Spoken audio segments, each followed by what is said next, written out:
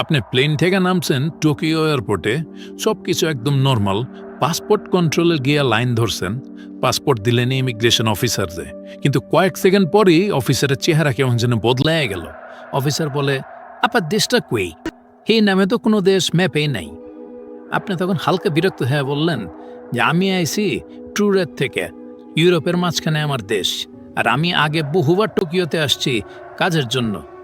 Officer তখন পাসপোর্টটা review করে কিন্তু বুঝতে পারে না বিষয়টা।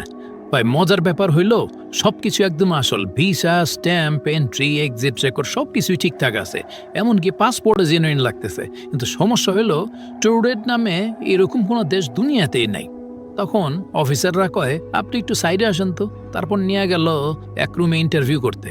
আপনি জানাইলেন টুরেট 1000 বছরের পুরনো একটা দেশ, ফ্রান্স আর স্পেনের মাঝখানে। আরও অবাকের কথা, উনি দেখাইলেন নিজের অফিসের ভিজিটিং কার্ড, কোম্পানির নাম, ফোন নম্বর সবই ছিল।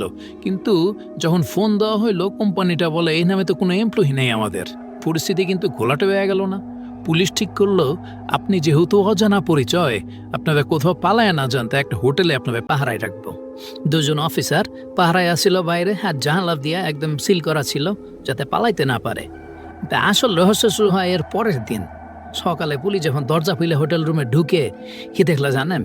রুম পুরাই ফাঁকা, লোকজন নাই, জানলা দরজা সব একদম লক, কোনো সাইন নাই যে কেউ পালাইছে। সিসিটিভি তল্লাশি করে কেউ কিছু দেখতে পায় নাই, পুরাপুরি গায়েব। আর সেই ট্যুরের লোক, এটা আর পৃথিবীতে কখনো দেখা যায় নাই। প্যারালাল ইউনিভার্স থেকে আইছিল নাকি এটা আসলে কোনো গোপন প্রজেক্ট ছিল? কমেন্টে আপনার মতামত জানায়।